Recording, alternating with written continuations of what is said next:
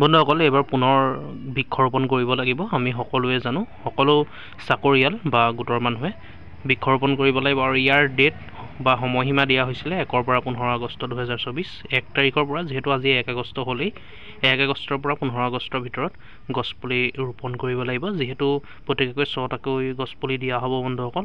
এয়া দেখিছে আপোনালোকে 3 কোটি গছপুলি ৰোপণ এইবাৰ টাৰ্গেট লোৱা হৈছে। 3 কোটি গছপুলি ৰোপণৰ অসমৰ ৰাইজৰ দ্বাৰা বাণিজ্যিকভাৱে উপযোগী 3 কোটি গছপুলি ৰোপণ 1 পৰা 15 আগষ্টত হৈছে 2024। আৰু আপলোড কৰিবলৈ হ'লে যিহেতু ফটো আপলোড কৰিব লাগিব বন্ধুসকল, ইয়াত aba.assam.gov.in অথবা অমৃত বৃক্ষ আন্দোলন নামৰ এপছ যিটো আছে বন্ধুসকল, সেই এপছটোৰ দ্বাৰা আপলোড কৰিব পাৰিব। ইয়াৰ পৰৱৰ্তী ভিডিঅ'ত মই দেখুৱাই দিম আপলোড কৰাৰ প্ৰচেছ, কেনেকৈ ফটো মাৰিব, কেনেকৈ আপলোড কৰিব বন্ধুসকল।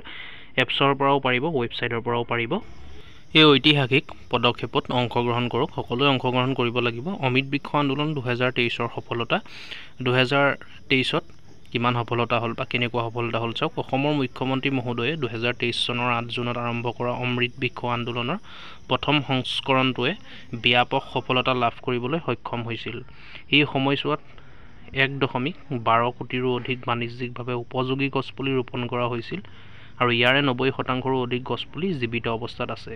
এতিয়াও জীৱিত হৈ আছে 90%ৰো অধিক গছপুলি, যিহেতু 1.12 কোটিৰো অধিক গছপুলি ৰোপণ কৰা হৈছিলে বন্ধুসকল। অমৃত বৃক্ষ আন্দোলন 2024ৰ উল্লেখযোগ্য বৈশিষ্ট্যসমূহ চাওক। অমৃত বৃক্ষ আন্দোলনৰ 2024ৰ উল্লেখযোগ্য বৈশিষ্ট্যসমূহ কেনেকুৱা ধৰণত হ'ব। অমৃত বৃক্ষ আন্দোলন 2024ৰ উল্লেখযোগ্য বৈশিষ্ট্যসমূহ কি কি বৈশিষ্ট্য আছে বা বৈশিষ্ট্য দিছে আপোনালোকে চাই লওক।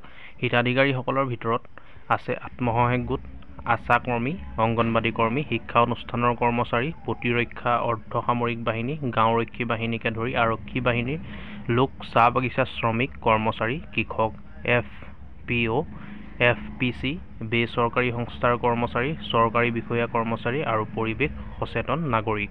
এই সকলোৱে অমৃত বৃক্ষ আন্দোলনত অংশগ্ৰহণ কৰিব লাগিব, অৰ্থাৎ বৃক্ষৰোপণ কৰিব লাগিব। চলিত জুলাই মাহৰ 30 তাৰিখৰ পৰা 12 আগষ্ট 2024লৈকে গছপুলিসমূহ বিতৰণ কেন্দ্ৰত পোৱা যাব।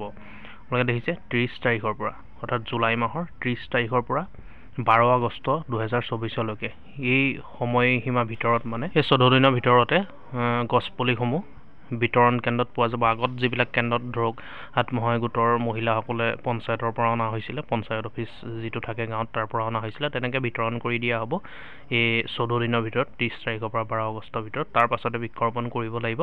aba.assam.gov.in অতি সোনকালে নতুন পঞ্জীয়ন নৱীকৰণ মুকলি কৰা হ'ব। ইয়াৰ কাৰণে যিসকলে এতিয়ালৈকে ৰেজিষ্ট্ৰেশ্যন কৰা নাই, অৰ্থাৎ যিসকলে ৰেজিষ্ট্ৰেশ্যন কৰিছিলে 2023 চনত, সেইসকলে আকৌ নতুনকৈ ৰেজিষ্ট্ৰেশ্যন কৰিব লাগিব আৰু যিসকলে ৰেজিষ্ট্ৰেশ্যন কৰা নাই নতুন, সেইসকলে ৰেজিষ্ট্ৰেশ্যন কৰিব লাগিব। যিহেতু ৰেজিষ্ট্ৰেশ্যন কৰিবলৈ কোৱা হৈছিলে 31 জুলাই লাষ্ট ডেট আছিলে, সকলোৱে কৰিলে নিশ্চয়।